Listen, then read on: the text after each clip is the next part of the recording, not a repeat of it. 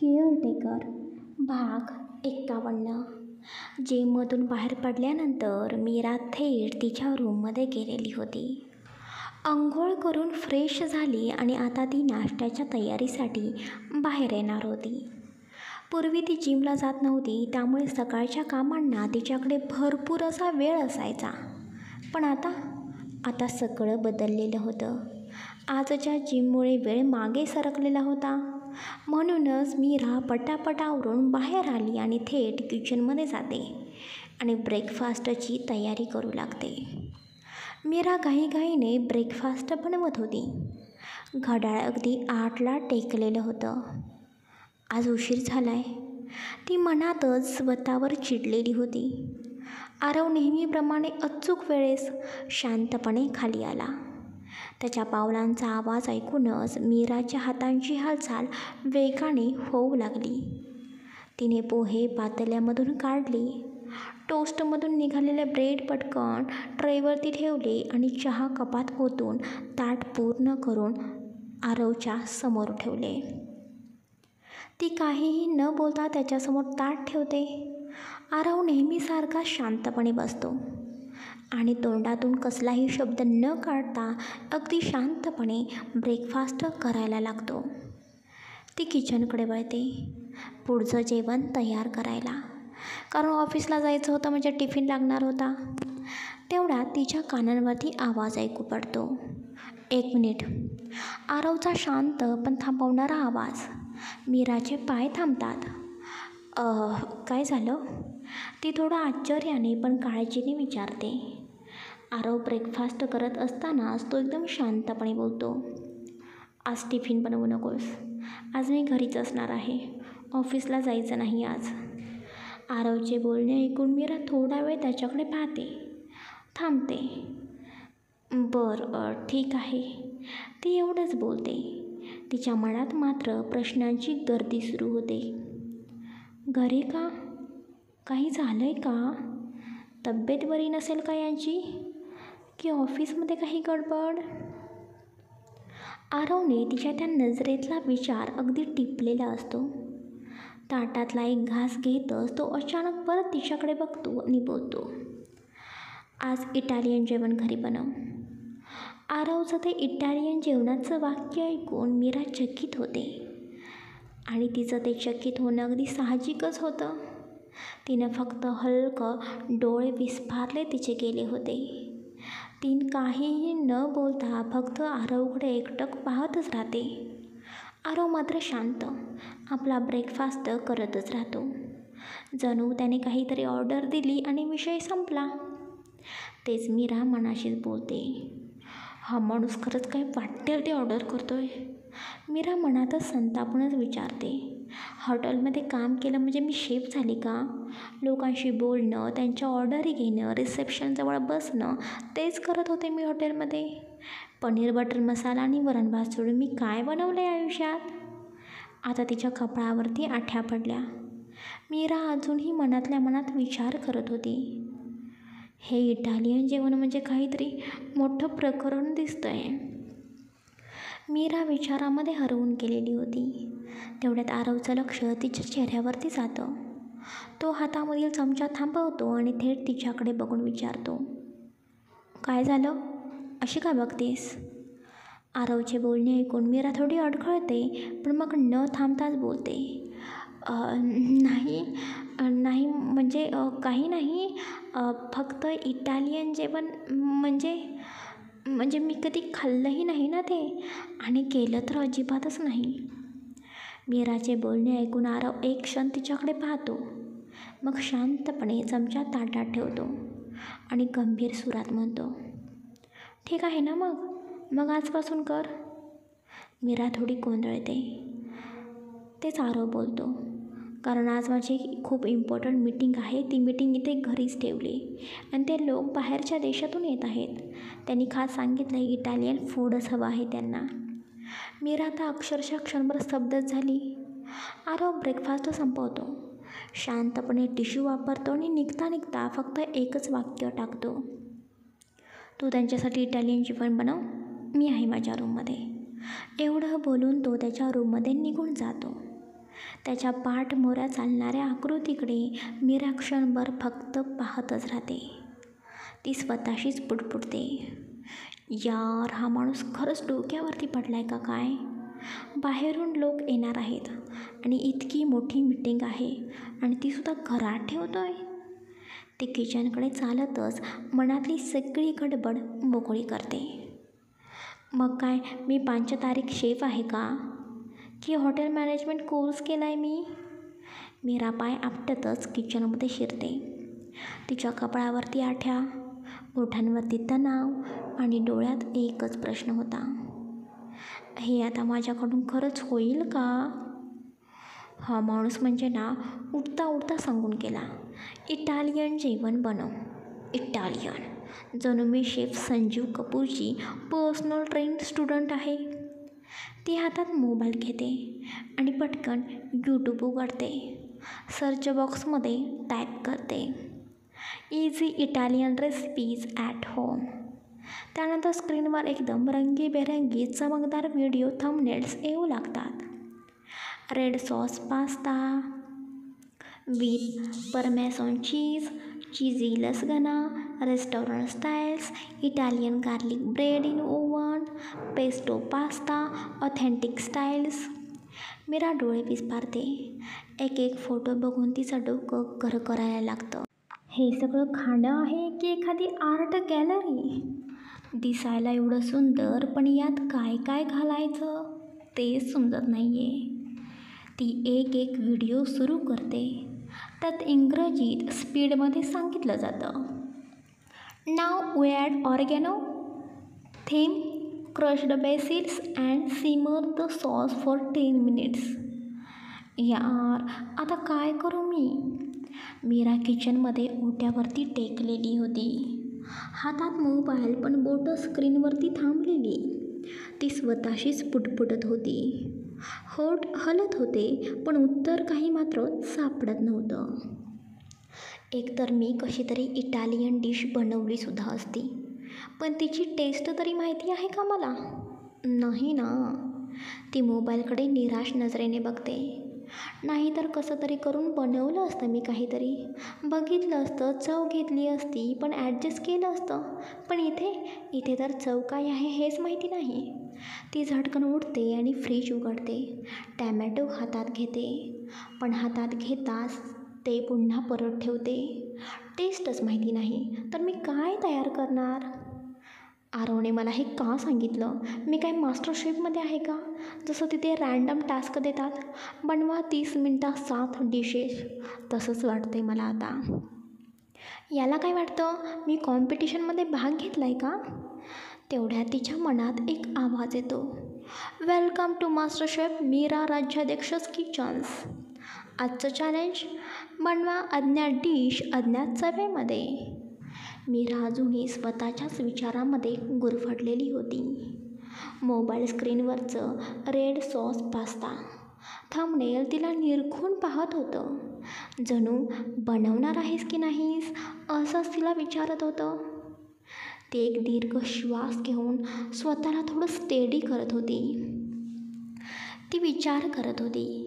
तेवढ्या तिला पायऱ्यांवरून हलकासा पावलांचा आवाज ऐकू येतो आणि हा आवाज ऐकून ती दचकल्यासारखी होते आणि ती पटकन थेट पाठीमागे नजर टाकते.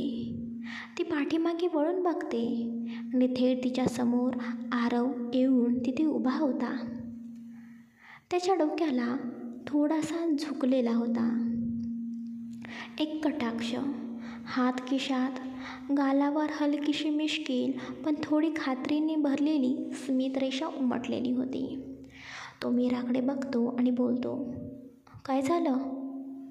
अजून सुरुवातही नाहीस का केलीस तू? मीरा गोंधळून त्याच्याकडे बघते.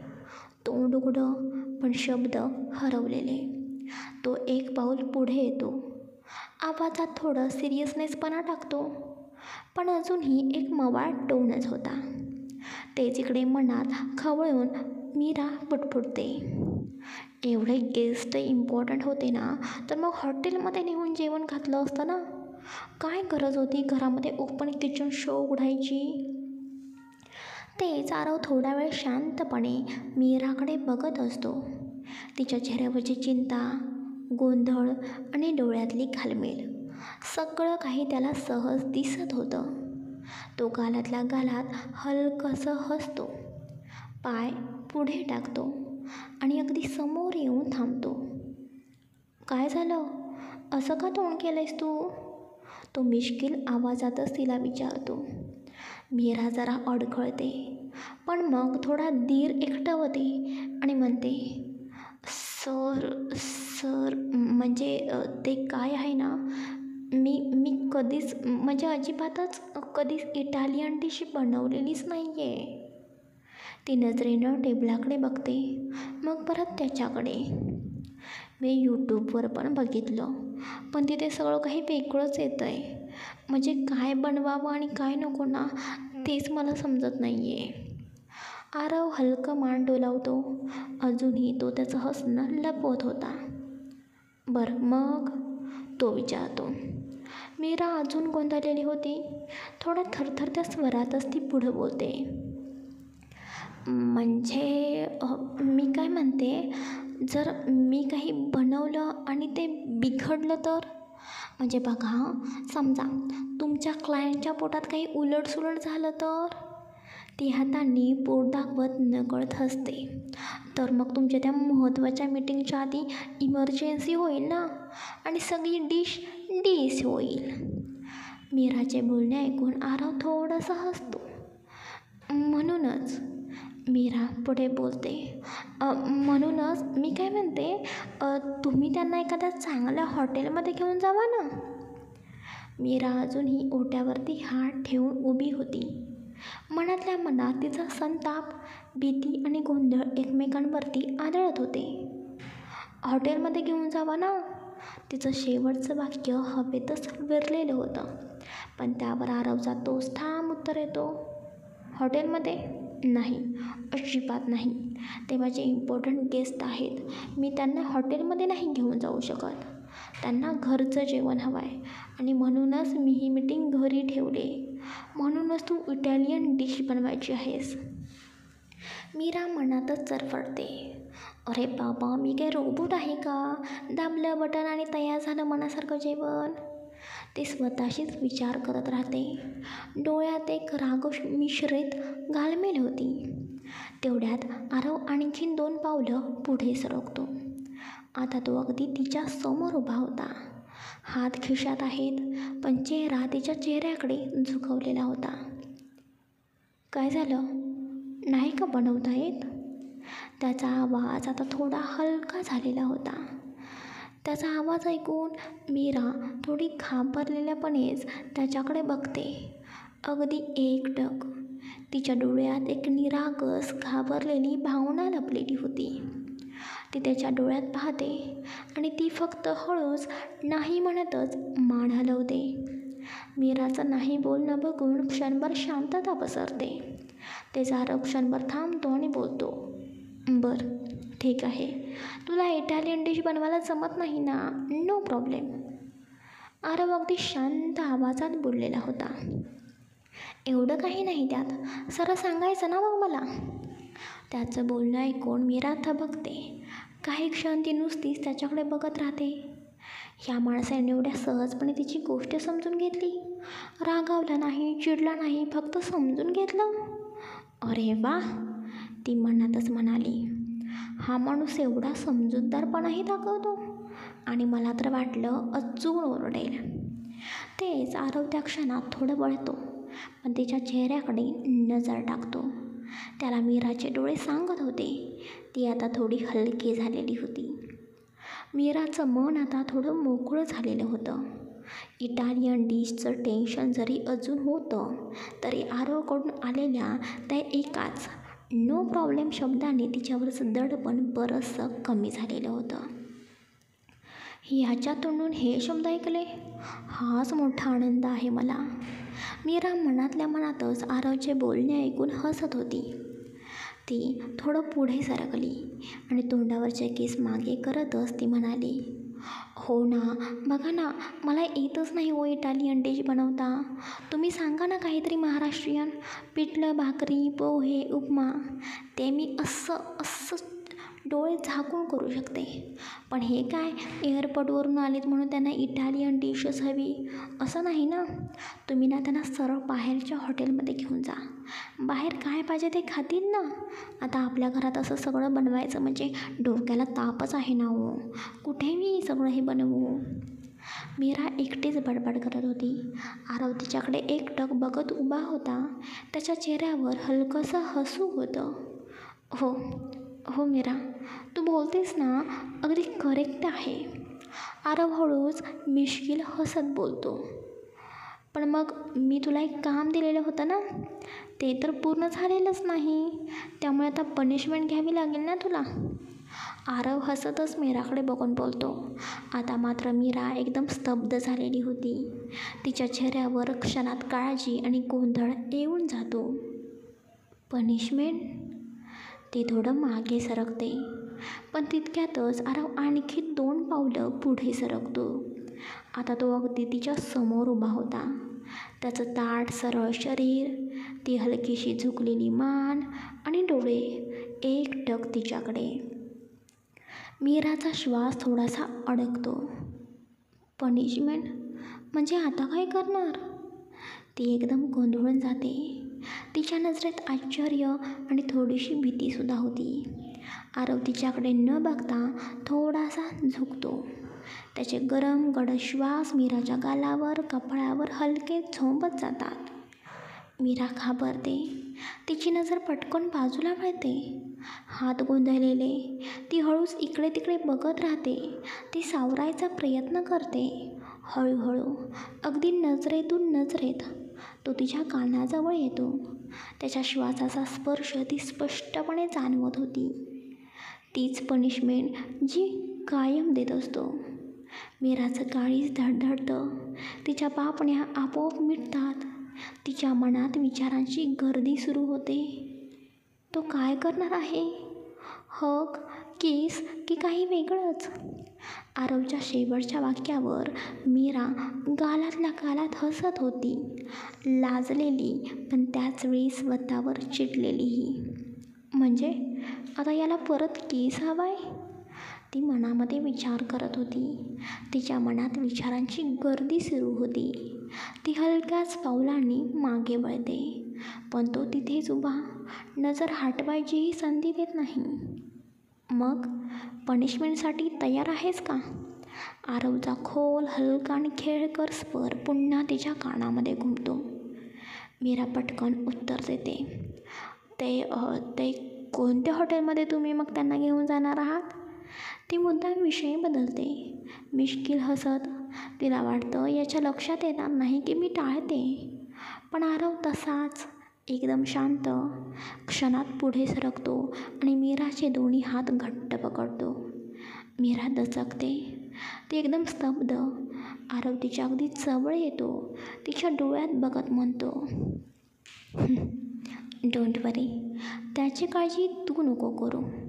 तू फक्त सध्या तरी तुझ्या पनिशमेंटवरती फोकस कर. त्याचा आवाज थेट हृदयात भिडतो. त्याची पकड हलकीच पण ठाम होती. जणू तिचं मन, तिची नजर आणि तिचं अस्तित्वच तो रोखून धरत होता. मीराचा श्वास थांबलेला. चेहरा गुलाबी झालेला होता. तिचे डोळे काही क्षण त्याच्यात अडकतात. मीराला आता खरंच कळत नव्हतं. काय बोलावं, काय करावं, की फक्त तसंच उभं राहावं? ती हळूहळू आरवच्या हातातून हात सुटवायचा प्रयत्न करत होती. पण त्याचा स्पर्श ठाम होता. जणू तिला अजिबात दूर जाऊ द्यायचा नाही. ती पाठीमागे सरकत होती. आणि आरव? तो तर एक एक पाऊल तिच्याजवळ आणखीन सरकत होता. मीराचा श्वास खोल होत चाललेला. तिचं हृदय वेगाने धडधडत होतं. अखेरीस ती थेट किचन कट्ट्याला टेकते. आता मागे जाण्याची जागाच उरलेली नव्हती. आरवने हळूच दोन्ही हात तिच्या कमरेवरती ठेवले. एका क्षणात तिला स्वतःकडे खेचलं. आता दोघांचं शरीर एकमेकांना स्पर्श करत होतं. एक हलकासा पण स्पष्ट प्रॉक्सिमिटी. त्या क्षणी वेळ थांबल्यासारखा वाटत होता. मीरा हलकीशी थरथरत होती. तिने डोळे मिटले. आरव मात्र तिच्याकडे बघतच हसत होता. त्याचा हात हळूहळू वर सरकला आणि तिच्या चंद्रकोरीसारख्या हनुवटीवर स्थिरावला. तो अगदी हलक्या स्पर्शाने तिचा चेहरा स्वतःकडे वळवतो. मीरा काहीच बोलत नाही. तिचे डोळे बंद होते, ओठ थोडेसे हललेले. फक्त तिच्या चेहऱ्यावर त्याचे गरम खोल श्वास स्पष्ट जाणवत होते. आरव हलक्याशा हसूने तिच्या डोळ्यात बघत म्हणतो, पनिशमेंट मी सांगितली म्हणून लगेच इतक्या तयारीने डोळे घट्ट मिटून उभी आहेस? अगदी पूर्ण तयारीत? असं समजायला काही हरकत नाही आहे, नाही का? त्याचं बोलणं मीराच्या कानात झणझणून घुमतं. ती एक क्षण पूर्ण गार होते. मी काय करते हे कळलंच नाही. मीरा पटकन डोळे उघडते. आरव तिथेच अगदी तिच्या समोर उभा होता, शांत, स्थिर, पण त्याच्या डोळ्यात एक वेगळी चमक होती. तिची नजर थेट त्याच्या नजरेला भिडत नाही. तिला एकदम लाजल्यासारखं होतं. तिच्या चेहऱ्यावर गुलाबी छटा उमटलेली होती. मीरा पटकन त्याच्याकडे न पाहता वळते. पाठीमागे वळताना तिचे केस थोडे हलतात आणि ती थेट कट्ट्याच्या बाजूला थांबते. श्वास खूपच खोल गेलेला होता. तिची छाती जोरजोरात वर खाली होत होती. जणू कुठल्या भावनेतून ती बाहेर येण्याचा प्रयत्नच करत होती. हे काय झालं माझ्याशी? मीरा मनाशी विचार करत होती. ते आरव हळूहळू पुढे सरकतो. त्याचे दोन्ही हात किचनच्या कट्ट्यावरती टेकलेले होते. मीराला अगदी मधोमध अडकवलं गेलं होतं. मीरा थोडीशी थरथर कापत उभी होती. तिच्या अंगावर त्याच्या जवळीकतेचा शहारा उमटत होता. तेवढ्यात आरव आपला चेहरा हलकेच तिच्या खांद्यावरती टेकवतो आणि त्या मौसोत क्षणी त्याचे ओठ तिच्या मानेवर हलकासा ओठ फिरवतात. मीराचा श्वास क्षणभर थांबतो. आरव मग तिच्या कानाजवळ येऊन धीमे स्वरात कुजबुजतो, काही हरकत नाही. ही पनिशमेंट मी पेंडिंग ठेवणार आहे. आणि हो, ही पनिशमेंट मी कधीतरी भरून काढणार आहे, ओके? तितक्यात आरव हलकेच मागे सरकतो आणि हसतच म्हणतो, चल आता मी तुला इटालियन डिश कशी बनवायची ते शिकवतो. तो तिच्या समोरून जातो आणि किचनच्या बाजूला उभा राहतो. मीरा मात्र अजूनही स्वतःला सावरायचा प्रयत्न करत होती. श्वास खोल खोल घेत स्वतःला शांत करायचं तिला अवघड जात होतं. हे काय झालं आता? ह्याचं असं वागणं आणि मी तर काही बोललेच नाही, अडकतच जाते त्यांच्यात. तिने अजून आरवकडे बघितलेलंच नव्हतं. डोळे खाली, ओठ हलकेसे थरथरत होते. दरम्यान आरवने आधीच इटालियन डिशसाठी लागणारं साहित्य मागवलेलं होतं. सगळं व्यवस्थित लावलेलं. पॅन, सॉस, पास्ता, हर्ब्स सगळं तयार. तो अगदी कॉन्सन्ट्रेशनमध्ये तयारी करत होता. त्या क्षणी तो फक्त एक प्रोफेशनल शेफसारखा दिसत होता, शांत, फोकस्ड, कॉन्फिडंट.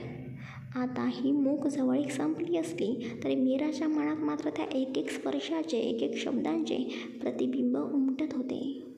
काही क्षण मीरा गप्प बसून स्वतःला सावरत होती. ती अजूनही थोडीशी गोंधळलेली, पण आतून शांत व्हायचा प्रयत्न करत होती. शेवटी तिने खोल श्वास घेतला. सावर मीरा, सावर. आता तुझं लक्ष फक्त डिशवरती असायला हवं. मनातल्या मनात स्वतःलाच बजावत ती हलकेच पुढे सरकते आणि आरवकडे वळते. आरव आता संपूर्ण लक्षाने तयारी करत होता. त्याचे हात काटेकोर हालचाली करत होते. प्रत्येक गोष्ट मोजून मापून करत होता. त्याच्या चेहऱ्यावर एक वेगळीच गंभीरता आणि एक हलकीशी कॉन्सन्ट्रेशनमध्ये असलेली मिश्किलता होती.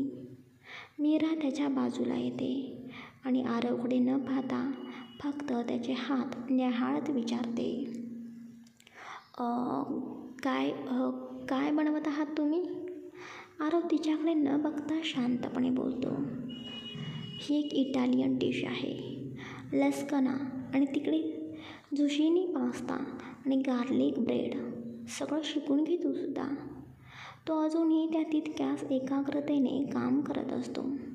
मीरा त्याच्या हातांच्या हालचाली बघत होती.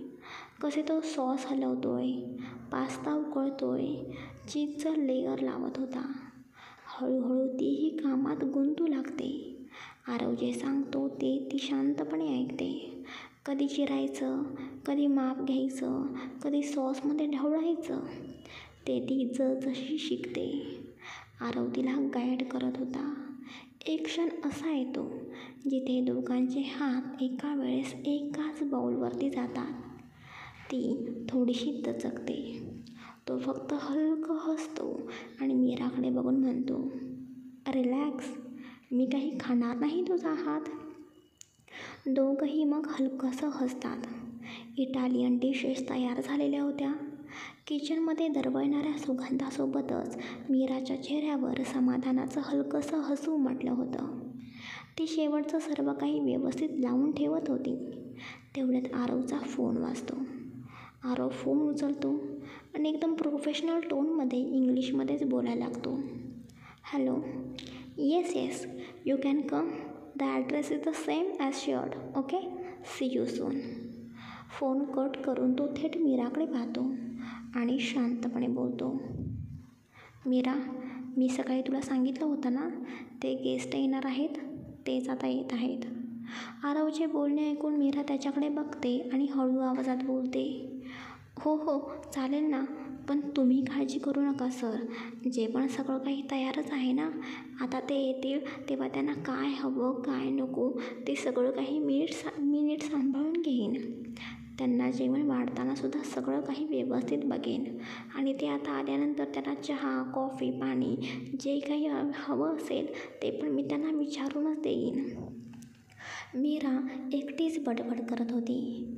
आरव शांतपणे तिचं बोलणं ऐकतो आणि तिचं बोलणं मध्येच थांबवत बोलतो, नाही, त्याची काहीही गरज नाही. तू काहीच करायचं नाहीस. तो एकदम स्पष्ट बोलतो, मी तुला असं काहीही करायला सांगितलेलं नव्हतं, समजलं का? मी जे बोललो तेच करायचं.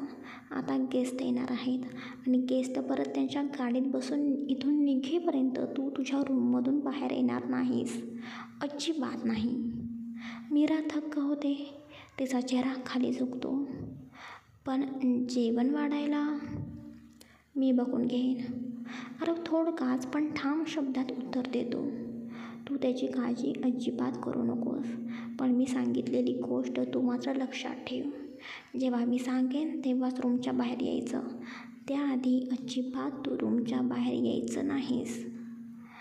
बरं, ठीक आहे. मीरा थोडा वेळ शांत राहून उत्तर देते. पण तिच्या मनात मात्र सगळा गोंधळ चालू असतो. शेवटी एवढं का तिने लपायचं? मी काय चुकीचं केलं आहे? आणि गेस्ट येणार म्हणून मला खोलीत बंद का करायचं? मीरा मनाशी विचार करत होती. तेवढ्यात आरव तिच्या समोर येऊन एक प्लेट तिच्या हातात देतो. जेवण तयार आहे. तुझं ताट घे आणि आता थेट तुझ्या रूममध्ये जा. तुला जे हवं ते आत्ताच घे, पण परत अजिबात बाहेर पडायचं नाही, समजलं? मीरा थोडी थक्कच होते. पण मग तुम्ही कधी जेवणार? ती हळू आवाजात विचारते. आरव थोडासा थांबून म्हणतो, गेस्ट येतील तेव्हा त्यांच्यासोबतच. मीरा आता काहीच बोलत नाही. ती ताट घेते. अजूनही विचारात गडलेली थोडा वेळ आरवकडे पाहते आणि मग वळते आणि तिच्या खोलीकडे निघून जाते. साडी, मी सांगितली होती तिला साडी नेसायला, पण ही ना साडीमध्ये एवढी सुंदर दिसते की फक्त बघतच बसावं वाटतं. आणि ज्यांच्या नजरेत ती पडेल त्याला मी नजरे आड करीन. मला अजिबात आवडणार नाही कोणाचा कटाक्ष तिच्यावरती पडलेला. त्याच्या मनात तिच्याविषयी असलेली भावना स्पष्ट होती. केवळ सौंदर्यामुळे नाही तर ती त्याच्या आयुष्यातील खास जागा व्यापून बसलेली आहे याची ती कबुली होती. तेवढ्यात डोअरबेल वाजते. गेस्ट येतात. आरव फॉर्मल मोडमध्ये जातो. त्यांच्या स्वागताशीर अंदाज, प्रोफेशनल स्मित आणि सगळं परफेक्ट वातावरण. सगळं एकदम राजेशाही वाटत होतं. गेस्टसाठी जेवण टेस्ट करून सर्व काही सजवण्यासाठी आरवने एक खास प्रोफेशनल जेंट्स शेफ घरी बोलवलेला होता. सर्व पदार्थ चविष्टपणे टेस्ट करून पुन्हा सर्व होतात. जेवण एकदम परफेक्ट होतं. गेस्टही खुश होतात. आता वेळ होती त्या मोठ्या मीटिंगची. आरव आणि त्याच्या टीमने गेस्टना खास डिझाईन केलेल्या मीटिंग रूममध्ये नेलं. डील इंटरनॅशनल होती. प्रोजेक्ट मल्टीबिलियन व्हॅल्यूचा होता. 5 वर्षापासून जिच्यासाठी आरव वाट पाहत होता तो कॉन्ट्रॅक्ट आज हातात येणार होता. आणि जसं त्याच्या स्वभावात आहे, जे ठरवलंय तेच मिळवायचं. 2 तासांची मॅरेथॉनची meeting. Presentation, budget, team planning आणि स्ट्रॅटेजी. आणि शेवटी, congratulation mister Rajyadhyaksh, this contract is yours. एक गडगडणारी शांतता आणि नंतर टाळ्यांचा कडकडाट ऐकू येतो. त्यांचं बोलणं ऐकून आरव हलकंसं हसतो, पण त्याच्या डोळ्यात ते समाधान होतं. मिळालं. जे हवं होतं ते मिळालं. गेस्ट निघून गेलेले होते. डील फायनल झाली होती. सगळं काही परफेक्ट झालेलं होतं. पण आरवच्या मनात एकच उत्सुकता होती, ते म्हणजे मीरा. त्याच्या यशाच्या क्षणात त्याला ज्या व्यक्तीशी ते पहिल्यांदा शेअर करावं वाटतं होतं, ती होती मीरा. तो सरळ तिच्या खोलीकडे वळतो. दरवाजावर थांबून एक क्षण घेतो आणि हळू दरवाजा उघडतो. रूममध्ये मीरा पलंगावर टेकून निवांत मोबाईल बघत बसलेली असते. चेहऱ्यावर थकव्याचा पण समाधानाचा शांत भाव असतो. तिने सकाळपासून खूप मेहनत घेतलेली होती. जेवण, तयारी, टेन्शन. आता ती थोडं विश्रांतीच्या मूडमध्ये होती. दरवाजा उघडल्याचा आवाज होताच ती दचकते आणि पटकन वरती बघते, तर आरव समोर होता. आरव सर. ती पटकन पलंगावरून उठते. थोडी घाबरलेली नजरेत त्याच्याकडे बघते. काय झालं?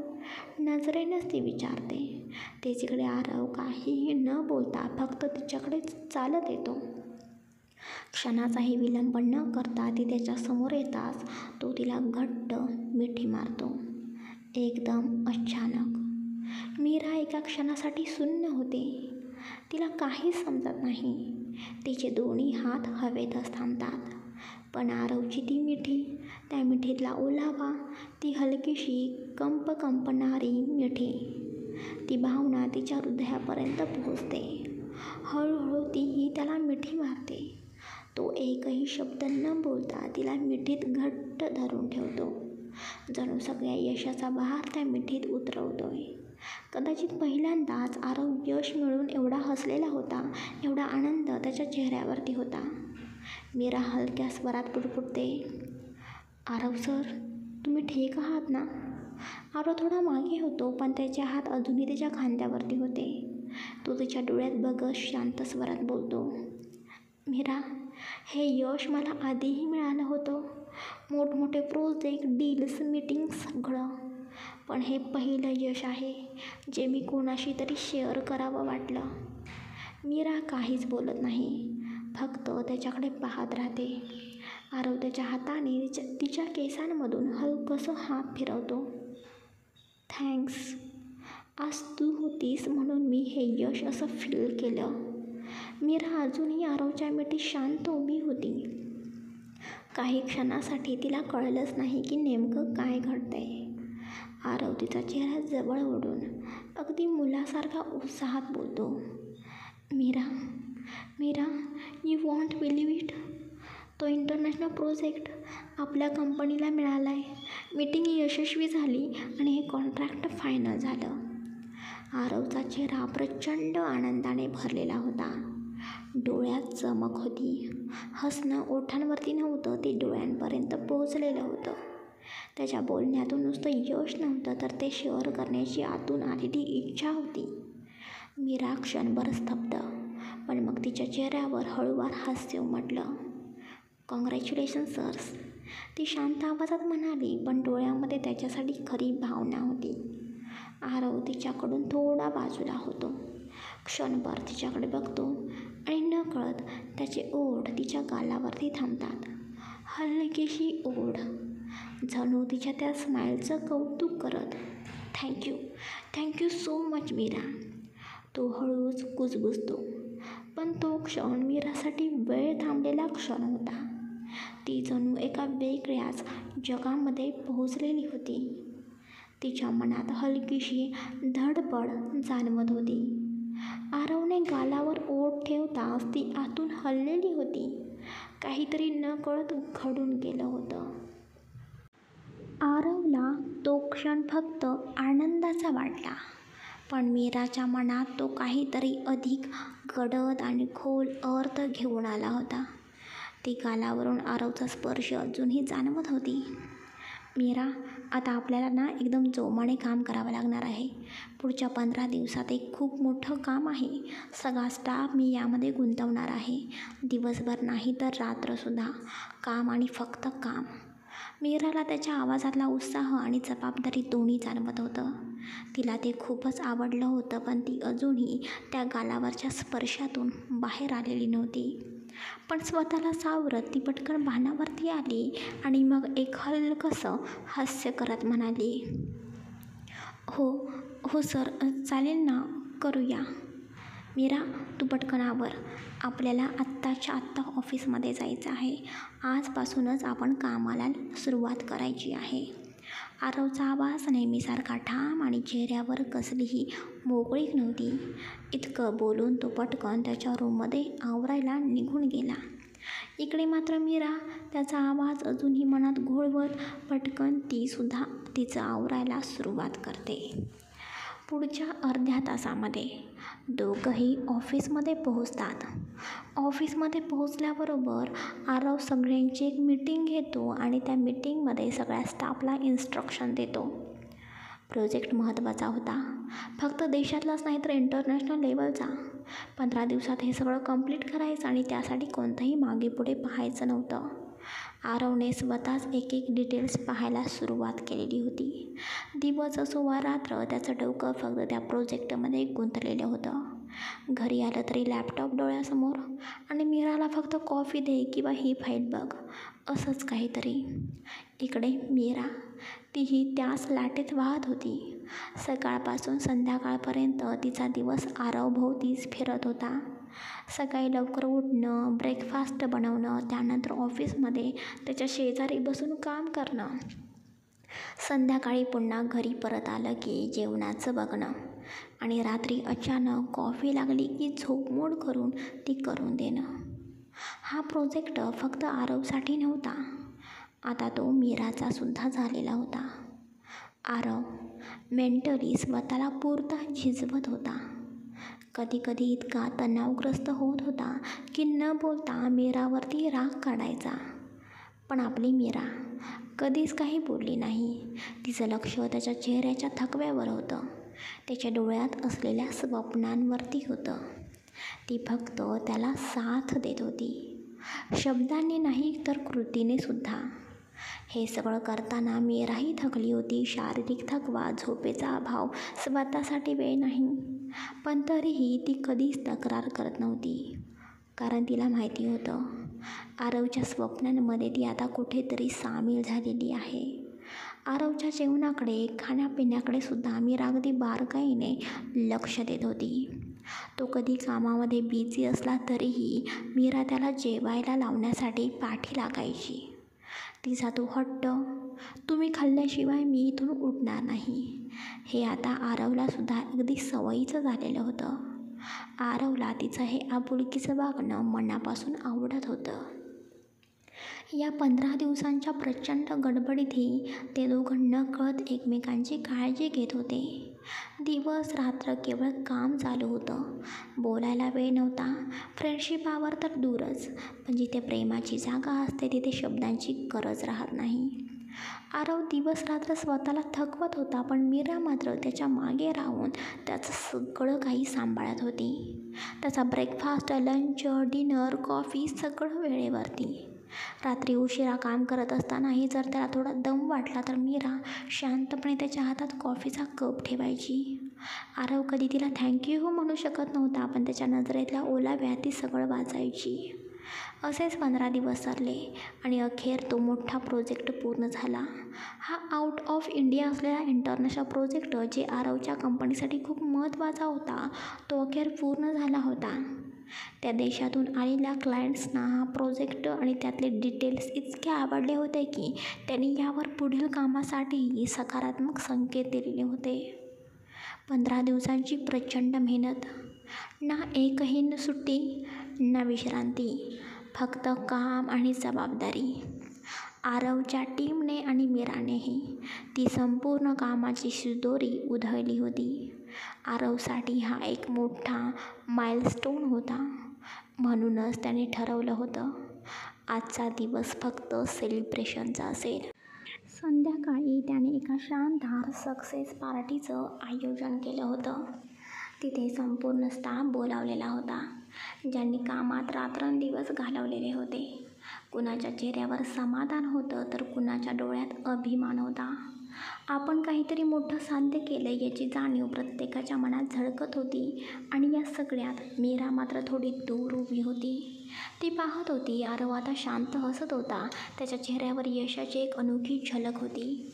आरव आणि मीरा ऑफिसमधून थोडं लवकर घरी परतलेले होते. आज संध्याकाळची पार्टी ती आरवसाठी यशाचं प्रतीक होती आणि मीरासाठी अनोळखी गर्दीची चिंता होती. मीरा तिच्या रूममध्ये आली. ती बेडवरती बसली. तिने तिचा मोबाईल बाजूला ठेवला आणि शून्यात नजर लावून विचार करू लागली. काय करू? पार्टीमध्ये जाऊ की नको? नाही, मला नाही जमत हे सगळं. तसंही मी कोण आहे? फक्त एक केअरटेकरच आहे. मी कोणत्या अधिकाराने त्या मोठ्या लोकांमध्ये जाऊ? त्यांच्या लक्झरी ड्रेसिंग, बोलणं, हसणं. मी तिथे शोभणारच नाही. पण आरव सरांनी बोलवलेलं आहे आणि ते रागवले तर? ती उठते, आरशासमोर उभी राहते, स्वतःच्या चेहऱ्याकडे बघते. थोड्या वेळासाठी स्वतःला दुर्बल समजणाऱ्या मीरामध्ये एक दृढ निर्णय जागा होतो. नाही, नको. आधी त्यांच्याशी बोलते. सांगतेच त्यांना की मला अशा पार्टीमध्ये जायची खूपच भीती वाटते.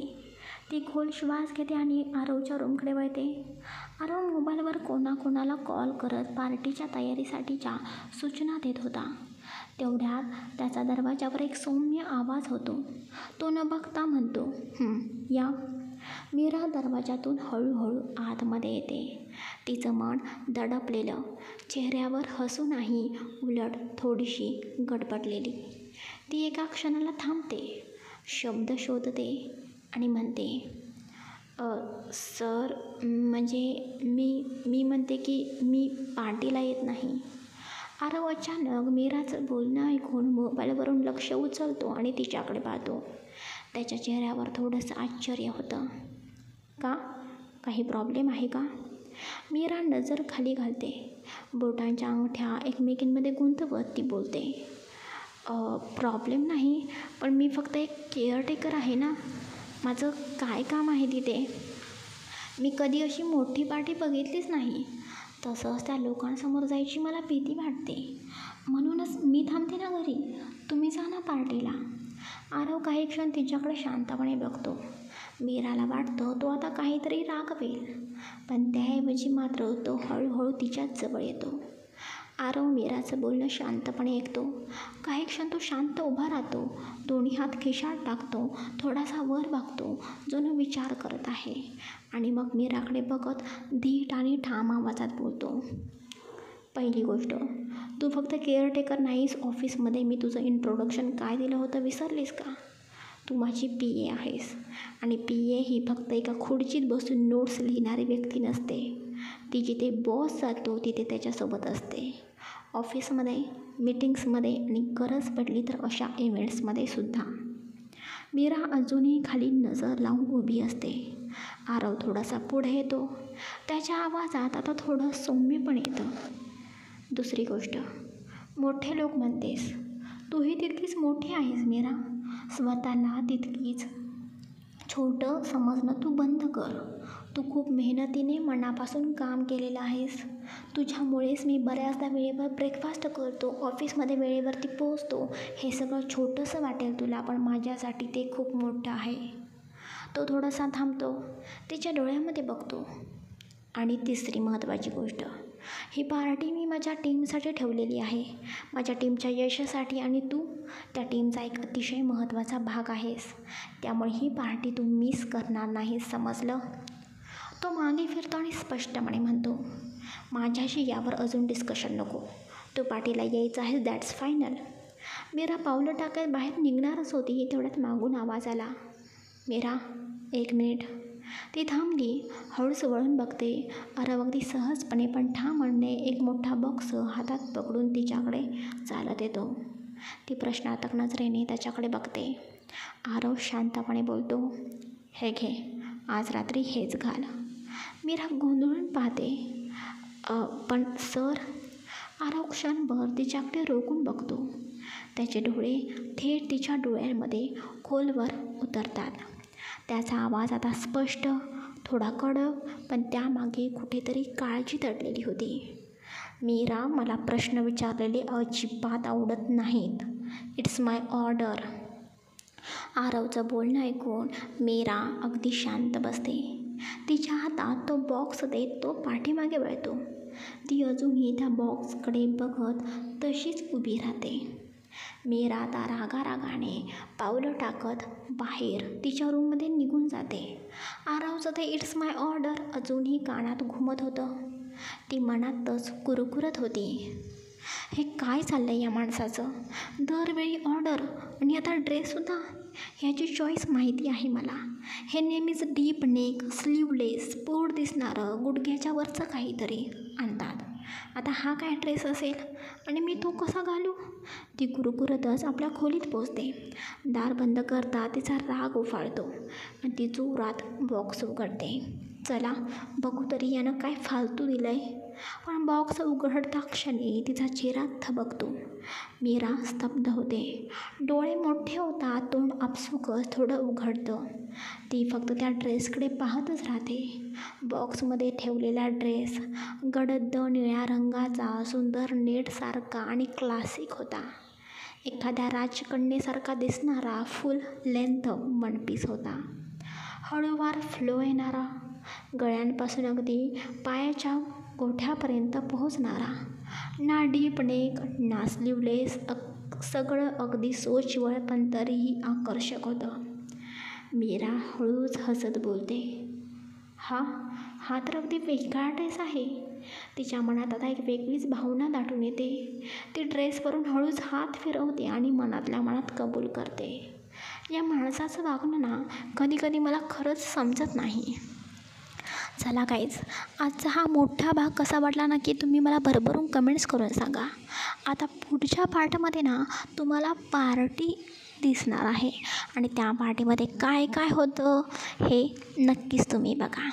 बाकी तुम्हाला माहिती आहे ना, आपला पार्ट हा बरोबर आता रात्री 9 वाजता अपलोड होणार आहे.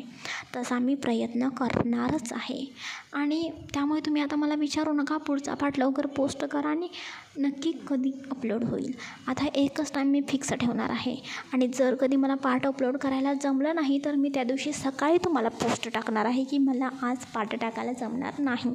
ओके, त्यामुळे तुम्ही या गोष्टी सगळ्या लक्षात ठेवा आणि आता हे टाईमसुद्धा लक्षात ठेवा, रोज रात्री 9 वाजता. बाकी आजचा भाग कसा वाटला नक्की भरभरून कमेंट्स करून सांगा. आपल्या कथेला नक्की लाईक सबस्क्राईब आणि शेअर करा. आणि जे लोक चोरून कथा वाचतात त्यांनीसुद्धा सबस्क्राईब केल्याशिवाय जाऊ नका, जेणेकरून तुम्हाला आपल्या कथेचे अपडेट्स मिळत जातील. Bye, take care, good night, sweet dreams.